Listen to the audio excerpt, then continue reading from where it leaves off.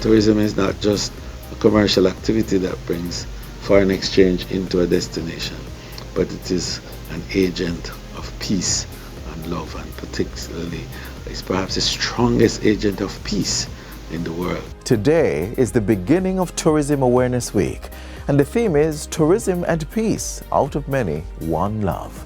If you are in the second city, I hope you made it to the Thanksgiving service at the Family Church on the Rock this morning. That was set to kickstart a host of events across the island this week. If you are in Montego Bay and you missed the church service, be sure to catch the Youth Forum at the Montego Bay Convention Center on Wednesday. If you are in Kingston, you might want to catch up with the unveiling of a mural at Peters Lane in downtown Kingston tomorrow, or attend the One Love concert at Devon House this Friday. Falmouth, Thursday is your day at the new Artisan Village, where a host of delectable foods depicting our rich culinary heritage will be on display. Hi there, welcome to this Sunday's edition of Jamaica Magazine. We'll be right back. Do stay tuned.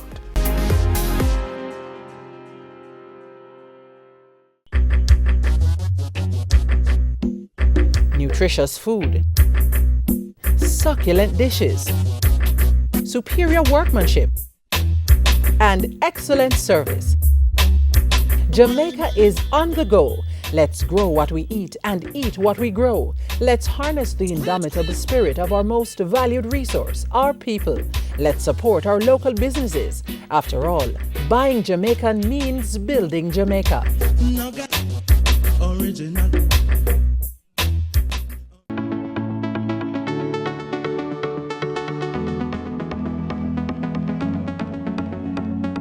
Calling all tertiary level students. The JIS presents its 2024 Heritage Photo Competition under the theme, Out of Many, One People. Capture the beauty of our culture and history through your lens for a chance to win amazing prizes. Entries close October 31, 2024, so get ready to showcase your creativity. Visit jis.gov.jm for the competition guidelines. Don't miss your chance to be part of the legacy. Let's preserve our heritage, one photo at a time.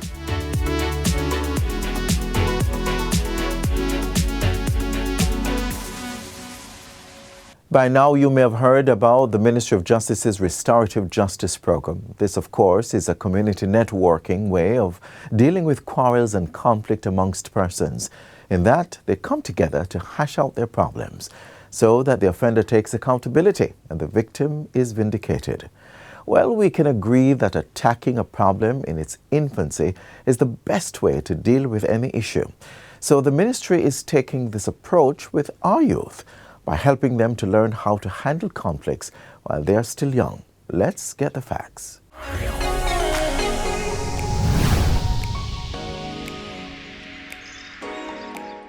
This is Get the Facts, the program that provides you with accurate and timely information on government's policies and initiatives. I'm Theodore Henry. With schools now in session, it's crucial for administrators, principals, teachers, and students to be well informed about the resources available to help maintain peace in educational environments.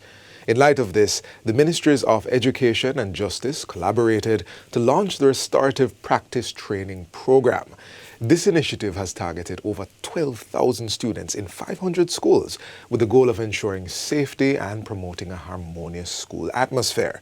Now, to give us deeper insights into the program and to discuss how stakeholders can effectively practice conflict resolution, we're joined by Jonah Lee Robertson, the Acting Director of the Restorative Justice Branch in the Ministry of Justice. Welcome, Ms. Robertson. Thank you for having me, Theodore. Let's jump right into getting the facts. Just for those who, I don't know, the one or two people in all of Jamaica who have never heard the term restorative justice. What is restorative justice? All right, so restorative justice is a program offered, as you said, through the Ministry of Justice. There are two aspects to it. Right. We have the reactive side and we have the proactive side. Okay. So there's restorative justice, which is intervention to a harm that has already been done. And this is where persons are referred to us through the court, the police, or, any other person. You can just walk into any of our 21 centers across the island, Okay. right? Restorative practices training is more on the proactive side of it. So we enter into institutions, corporations, as you're referencing the Ministry of Education and Youth or public schools across.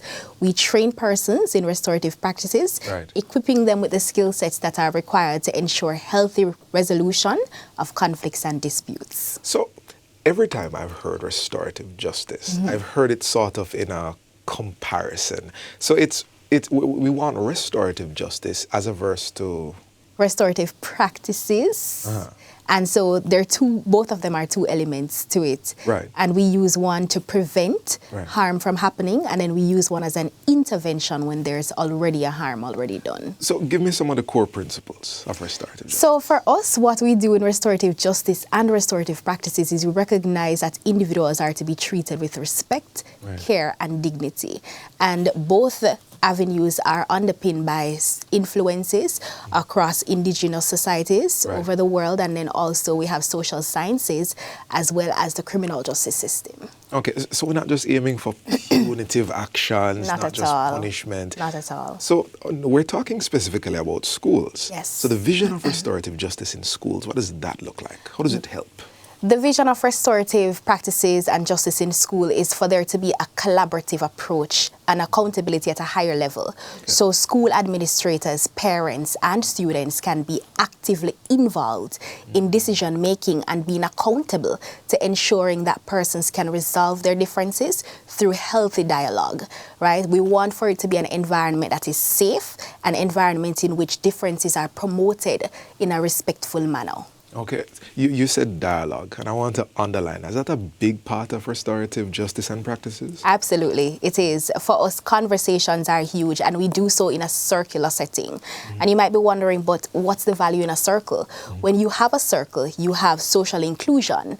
And so you have where persons can now sit together, irrespective of their roles, Right. and they have an equal footing. So it's not just equality, but it's also equity in ensuring that each person at the table that is non-existent has a voice in the conversation. No, I'm here thinking along the lines of what happens in school. We've heard a lot about bullying, Yes. right? And you've used the words equity and equal, and some people might be like, well, gasp, why would you give the bully equal footing with the one who they have been bullying? You know, so why does restorative justice and the restorative practices aim to do that?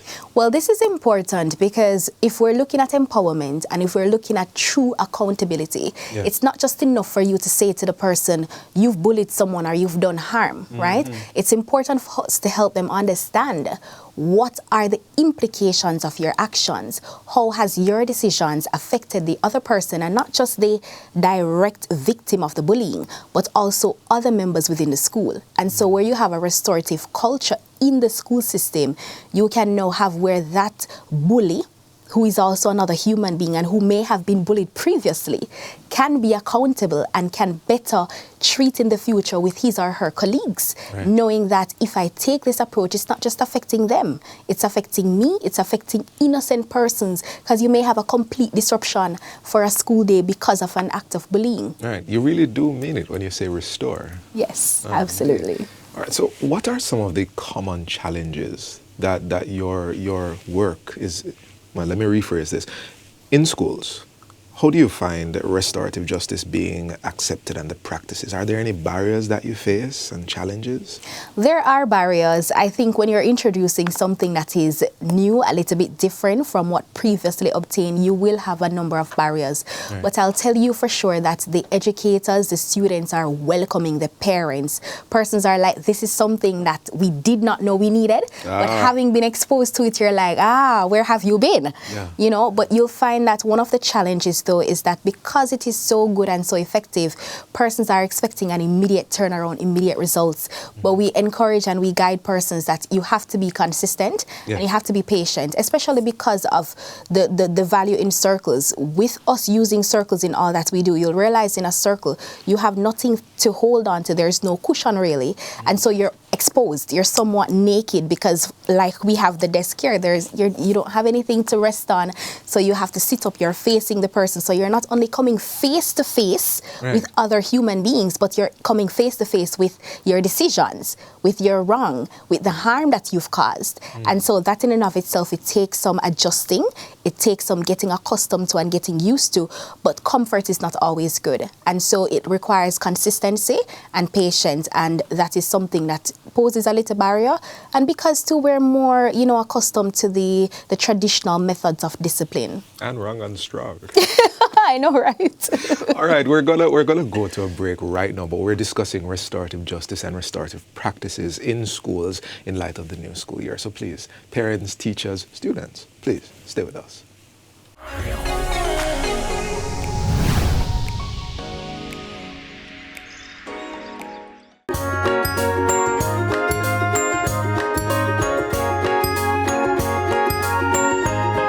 All children deserve positive parenting. Why not pamper us? Be patient with us. Make time to teach us and, of course, play with us. Celebrate milestones with us and don't forget to be our #1 supporter. Do all these things and practice positive parenting today.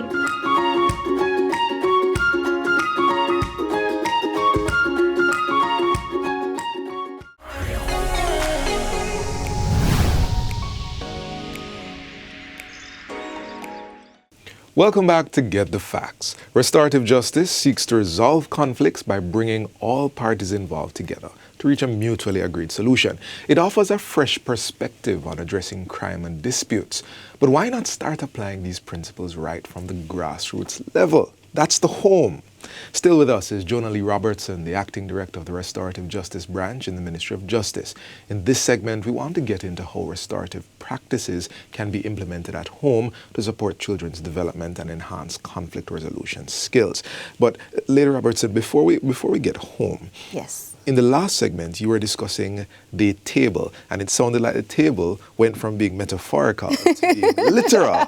You said comfort is not always good, and I really wanted to get a sense of how a restorative justice session looks in practice. So in practice, we have the person who has been harmed, the person who has done the harm. Yeah. They both have support persons, and then we have who we call a community supporter. So if you recall earlier, I would have shared that it is influenced by indigenous societies because they have a collective outlook on harm, recognizing that it's not just between two parties, but it also affects the community. And so we have who we call a community supporter who is present in that circle for that conference. So let me jump in here.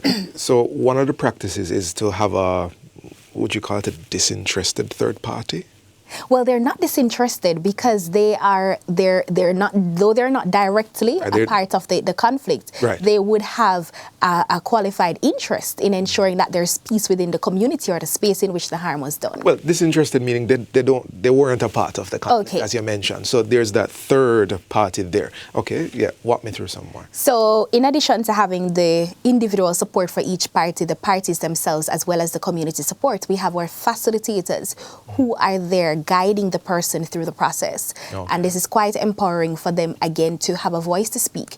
In the traditional system, we see where victims, they don't often get a chance to speak. And so everybody tells you what you want, except for you saying, what is it that I really want? Sometimes they just want an apology. And so you have them seated in that circle. They explore the dialogue. We use effective statements and then also effective questions as well, right, to express your emotions, the impact, and then also how you want to move forward. So it sounds like listening takes a very strong role in our average restorative justice session. Definitely.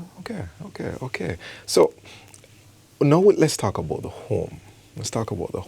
Now, how can the average parent get involved in normalizing restorative justice practices?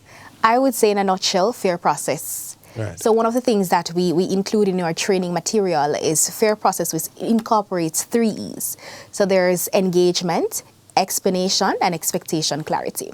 Now, the Child Care and Protection Act for children, it tells us that they have their protection rights, their provisional rights, and participatory rights. Right. We don't generally find, because of the culture of children should be seen and not heard, they don't get to participate a lot. But with fair process, it is saying to parents in our homes that allow your children to be engaged and involved in decision making that concerns them.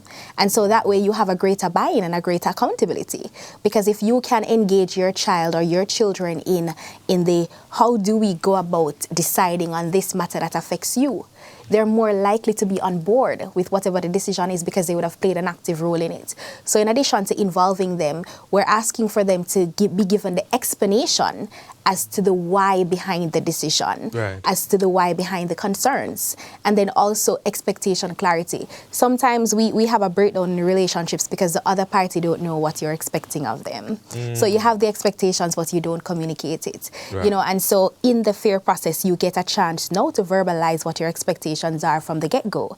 So the person now is now held accountable at reasonable standards that they are aware of, which is very important. Right, right. And I just sneak in, you're the expert, I'll just sneak in here that listening, of course, listening is a big deal, I would say, from a very practical level at home. Absolutely. Do you find that a lot of parents sort of go to school, do that, do that, do that, do that, and there's no feedback loop, there you go. circle? There's no engagement. And then I'll tell you what, then and now is completely different time. Children now are really not about you not hearing them. Oh boy. If you're not willing to listen to them, they'll make you listen. And so you get the increasing acting out. Maladaptive behaviors, you know, you see them, they're disruptive, and you're thinking something is wrong with them. They just need the attention and the space to share and to be heard. Prescient question. Do you think a lot of what we are facing in schools when it comes to violence, acting out, maladaptive behaviors, as you said, you think that starts at home?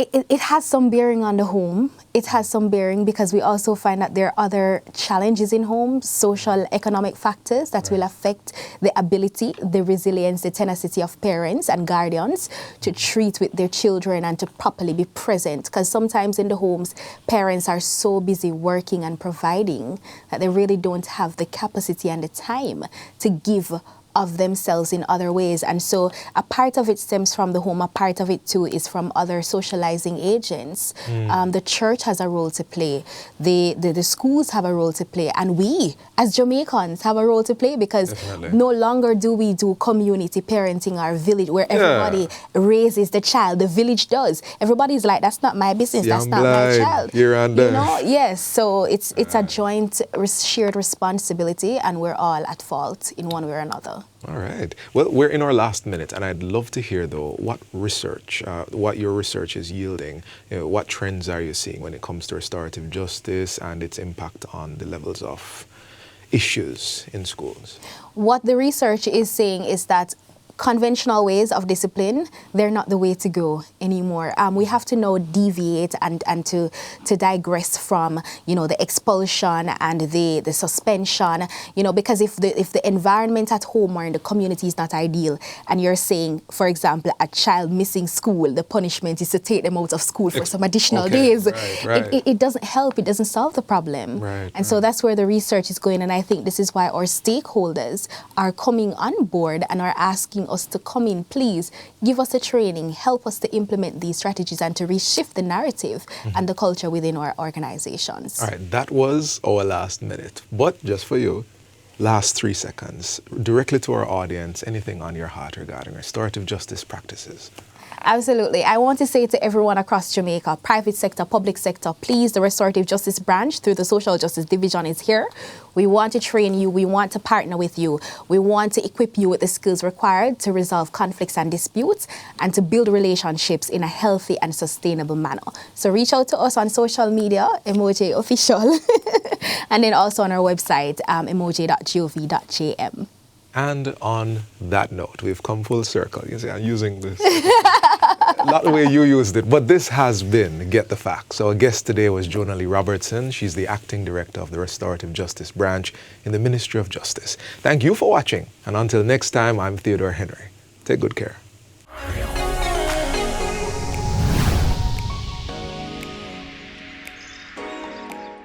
One of the problems that occurred in the past was the delay, significant delay in the issuing of warrants for persons who did not pay at the tax office and did not attend the court. And so what happened there was that a culture of impunity had developed, where persons felt that when they received a ticket from the police, they could simply ignore it. So where we are now is that we are now current with the issuing of warrants in respect of the current cases. So what that means is that for persons who do not pay at the tax office, don't attend the court, the warrants are being issued and will be issued, and you will be arrested and brought before the court. If you do not wish to come to court, then go to the tax office.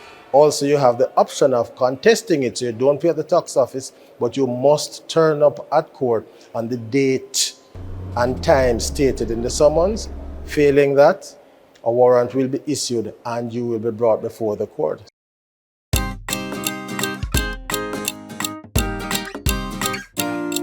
Attention all primary school students! The JIS invites you to participate in our 2024 Heritage Essay Competition, highlighting the theme, Out of Many, One People.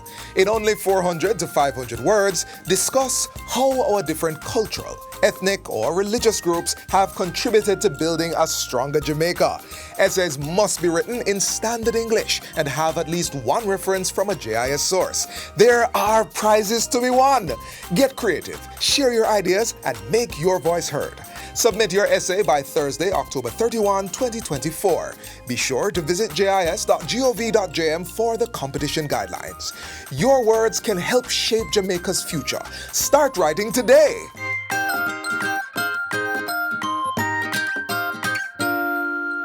On the topic of squashing disputes, we now turn to a program to help landlords deal with rental issues. The Rent Service Unit in the Ministry of Economic Growth and Job Creation has been working to edify the public about their rights when it comes to renting their property. Let's learn more.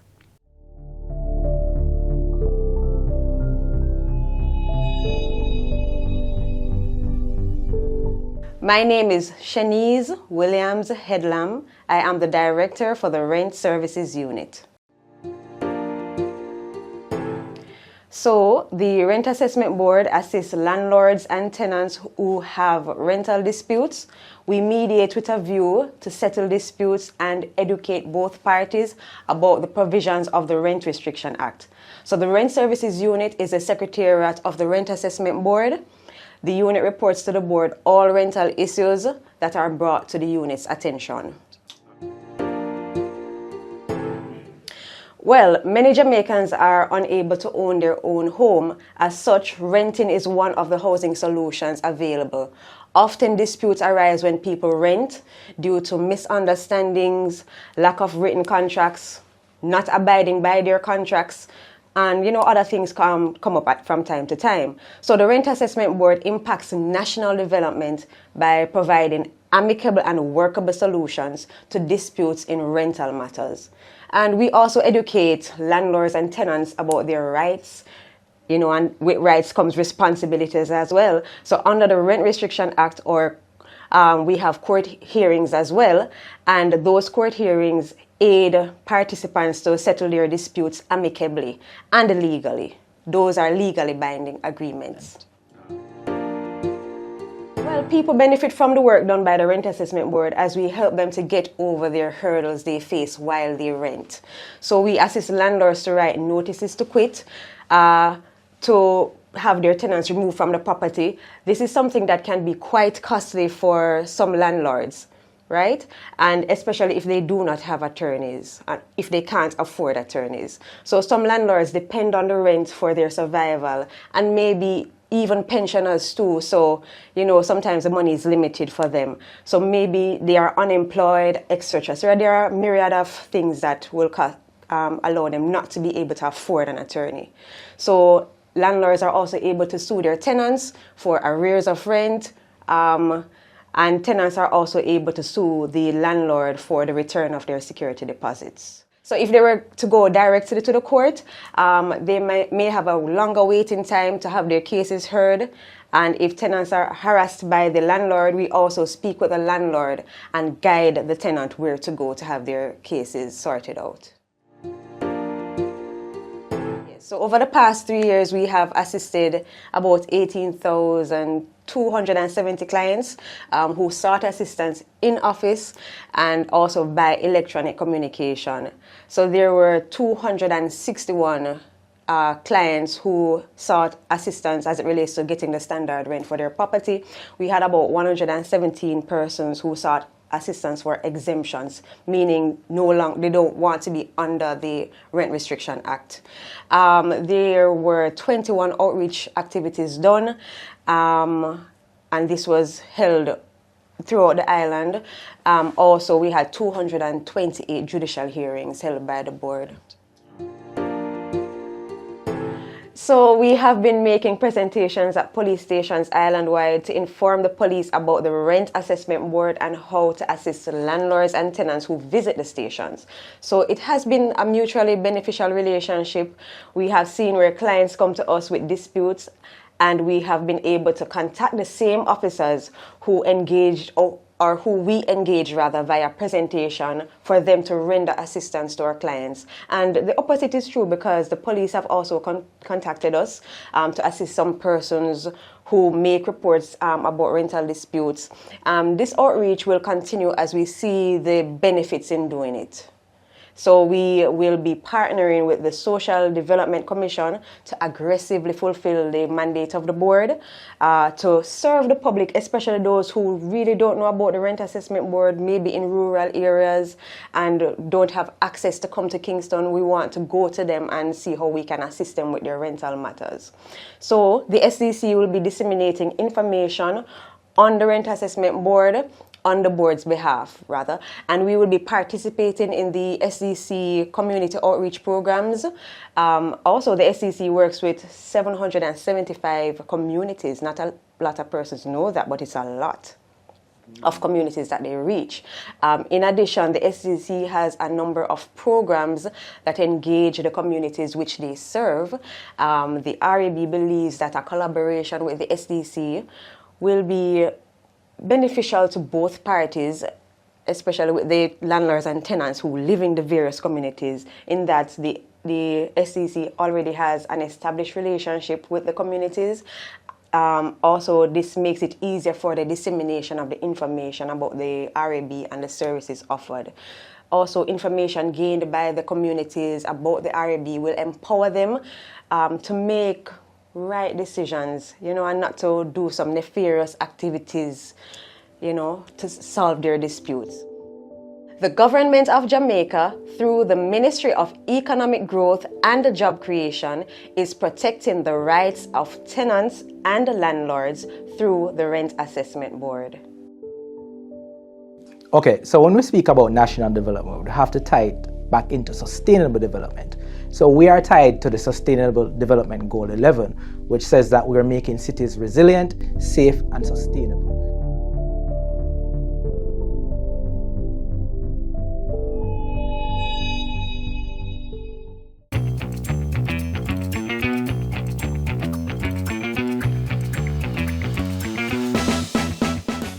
Secondary students, it's time to get creative for the JIS Heritage Poster Competition 2024.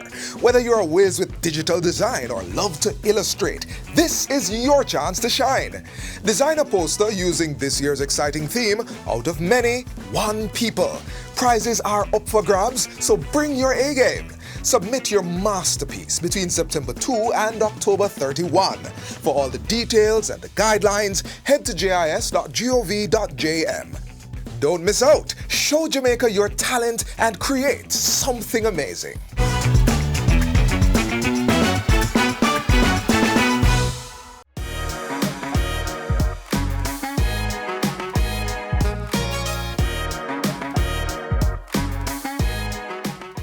And with that, we've come to the end of today's show. To catch a repeat of this or any other, feel free to log on to our website, jis.gov.jm. Until next time, I'm Adrian Atkinson. Do take care.